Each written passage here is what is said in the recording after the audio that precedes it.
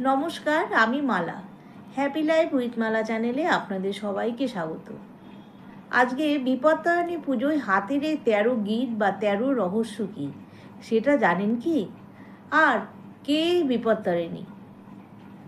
তাছাড়া রাজবাড়ির সেই অলৌকিক গল্প, যার কারণে এই ১৩টা ফুল, ১৩ ফল, ১৩ রকমের নৈবেদ্যি, ১৩টা গিট এগুলোর প্রচলন হয়।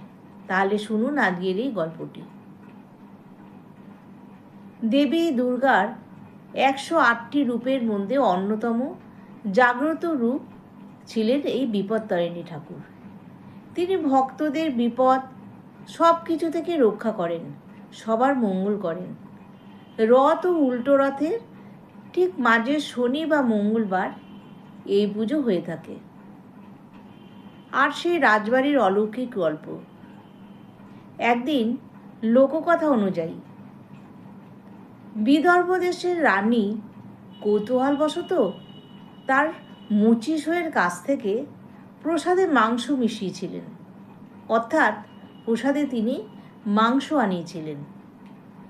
রাজা এই কথা জানতে পেরে খুব রেগে গেলেন এবং তিনি তলোয়ার হাতে নিয়ে ছুটে এলেন। রানী খুব ভয় পেয়ে গেলেন। তিনি তখন এক মনে মা দুর্গাকে ডাকতে লাগলেন। মা দুর্গা তার ডাকে অস্থির হয়ে উঠল এবং এক অলৌকিক ঘটনা ঘটল। রানী দেখেন তার প্রসাদের থালায় মাংস নেই, তার বদলে আছে ১৩ রকমের ফল, ১৩ রকমের ফুল, ১৩ রকমের নৈবেদ্যি, এগুলো সব দিয়ে তার প্রসাদের থালা সাজানো। এতে রানীর মান সম্মান রক্ষা হলো।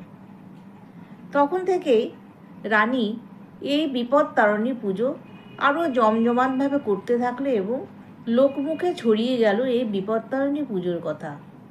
আর এই ১৩ গিটের রহস্য কী?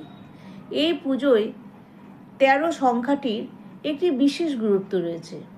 যেমন ১৩টি ফুল, ১৩টি ফল, ১৩ রকমটা পান, ১৩টা সুপারি এবং ১৩ গাছি লাল সুতোয় ১৩টি দুর্বা ঘাস দিয়ে ১৩টি গিট বেঁধে রক্ষা কবচ হিসাবে সবার হাতে বাঁধা হয়। ছেলেদের ডান হাতে বাঁধা হয় আর মেয়েদের বাঁ হাতে বাঁধা হয়। এই কারণেই সেই অলৌকিক রাজার গল্প থেকেই কিন্তু এই ১৩ গিটের প্রচলন হয়।